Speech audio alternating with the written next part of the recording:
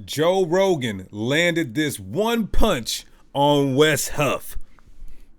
PTE pushed the envelope. Let's get right into it. Library of books. How do we know that objections like this aren't true? Really good point. And the translations apparently are so difficult to do. Yeah. Apparently, especially Old Testament, when they translated the Old Testament, they had to translate it. I mean, think of all the different languages it had to go through. It was Latin and Greek and German and English and all these different languages that are so different. Like, have you ever used the translate button? Like, I follow a lot of Russian fighters, and they, and their Instagram feed, they write in Russian, and I'm always like, oh, translate. It's a really cool feature. But you can tell it's not exactly what they meant because it's all fucked up because their language is different. Right. Like the way they structure sentences is different. So English doesn't just plug and play. Right. It's like sticking a USB 3 into a USB A. Like, hey, this doesn't really fit. Right. Now add time. Add thousands of years and scrolls and kings who wanted things changed. Yeah. The King James version. What? Right. When you talk to people who... So, I just want to say this. Joe Rogan is partially right. He's partially right. But before we prove that Joe Rogan is partially right on the Bible and translations of a translation, is it that long of a chain or is it a shorter chain? Let's hear Wes Huff out. Who hold these point of views, often what they communicate is something like this. They'll grant maybe that a person named Jesus actually existed and that he did have some sort of a message, that he spoke in Aramaic, which would be true. That is the language that Jesus spoke most of the time. And so if his immediate followers took what Jesus wrote and he wrote them down, they wrote it down in Greek. This is what we have, the original copies of what we call the New Testament. The Gospels, those biographies of Jesus' life were written down in Greek. But here's where it goes wrong. They say, well, people, as time goes on, they're no longer speaking languages. They're no longer reading languages like Greek. They're reading languages like Latin. And so they take those Greek copies, they translate them into Latin, and they get rid of the Greek copies. They're old, dusty, nobody's using them anyway. And then more time goes on, and people aren't speaking Latin anymore. They're speaking languages like Old German. And so they take those Latin copies, they translate them into the German, they get rid of the Latin copy. And this goes on for a number of different languages until eventually you get to what we have as our modern English translations. And so in that sense, what they're thinking of is that you have a translation of a translation of a translation. The problem is that is not how you got your Bible. If you are holding a modern English translation of the Bible... I want you guys to hear this. He's a scholar.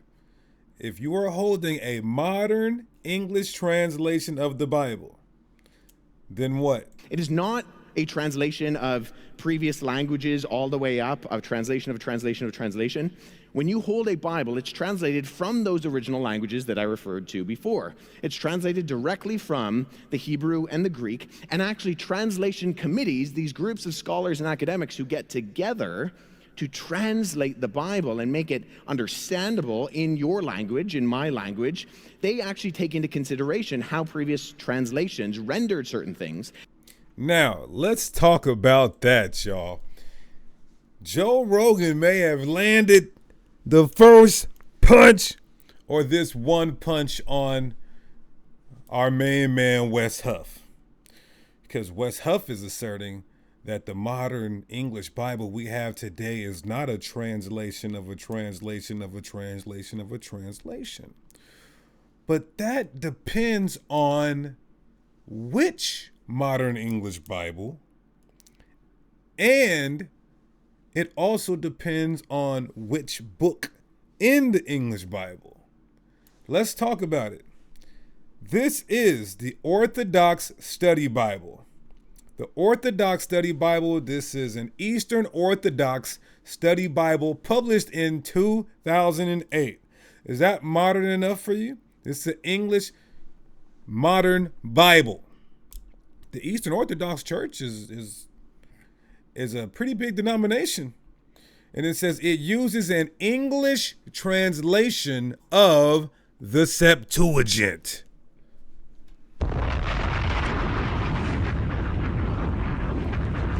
Have a good night. Well, let's keep going. Some of you guys might be new to this information. You might say, well, what is the Septuagint? the Septuagint, sometimes referred to as the Greek Old Testament or the translation of the 70. It's sometimes abbreviated as LXX, is the earliest extant Greek translation of the Hebrew Bible from the original biblical Hebrew. So now, we have the ancient Hebrew that was translated to the Greek Septuagint. And now the Greek Septuagint is now translated into the English of the modern Eastern Orthodox Study Bible.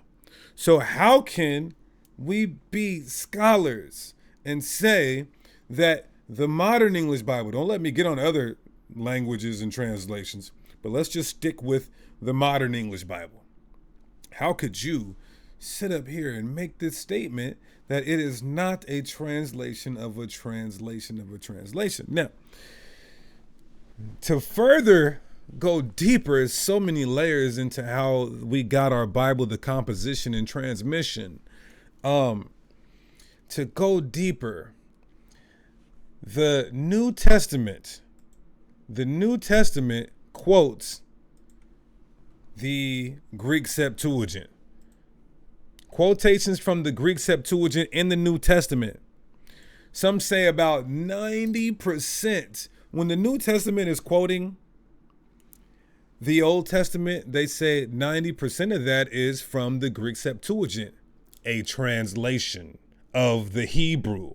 So you have this translation that is now being quoted in the New Testament Greek, in the Greek New Testament, the Codex Sinaiticus, the Textus Receptus.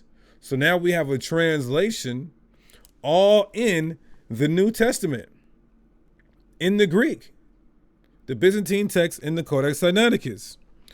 Now, another layer is Matthew. So the oldest Matthew that we have now is in Greek. The oldest Matthew we have now is in Greek. But there is evidence in ancient sources that say the book of Matthew was originally written in Hebrew. This is Professor George Howard at the University of Georgia. But early church fathers have said this. Papias, he says it. Irenaeus, Origen, Eusebius, they all say that Matthew was originally written in Hebrew. So now we have a Matthew that was written in Hebrew, and now it was translated to Greek, and now that Greek is translated to the modern English that we have today. So Wes Huff is, if in fact Joe Rogan is saying that the Bible is a translation of a translation, which we didn't hear him say all of that. We didn't hear him say the Bible is a translation of a translation of a translation of a translation of a translation of a translation of a translation of a translation. I would disagree with that. That is incorrect. But if it's a shorter chain, it is a shorter chain. The modern English, some modern English Bibles are a translation of a translation of a translation.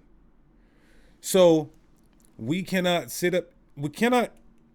assert or purport that it's going directly from the original manuscripts to the modern English Bible, because that's just not true. First of all, we don't have any autographs. All we have is ancient manuscripts. We don't have the autographs. We don't have the originals. But he said the originals in this video. So this is a little bit, it's a flash left hook that Joe Rogan kind of landed on Wes Huff here. So what do we do with this, everybody? Let's keep going. But they're not translating from those previous languages. They're translating from the original languages. This is a confusion of translation versus transmission. So again, this is not altogether true, because for one, we don't have the originals, we don't have the autographs. And for two, we have modern English Bibles whose Old Testaments are predicated and based off of a Greek Septuagint, which is a translation of the Hebrew. Then you have that same translation being quoted in ancient Greek New Testament, such as Codex Sinaiticus and Textus Receptus, and others, I'm sure. And so you have this translation, and then you have Matthew being written in Hebrew and then being translated to Greek, and then that being translated to Hebrew. So we have to understand the transmission. We also have to understand the translations. So the good thing about it is we do have ancient manuscripts to test against and compare to see what was lost in translation. For example, we understand that the Greek Septuagint is a translation of the Hebrew, but we have the Masoretic text and we have the Dead Sea Scrolls. So we have to consider and take all of that information, and then we have to disseminate the information properly so people could understand, because that was just not an entirely true statement or teaching that our main man Wes Huff gave on his channel. So with that being said, y'all, I just wanted to tap back in. We want to keep this channel going. We want to keep this content coming out. We want to edify. We want to put out proper information. All right. Until next time, stay tuned into the channel. It's Big G's Genesis, not the little ones, here to feed the little ones. Sometimes you gotta pop out and show those.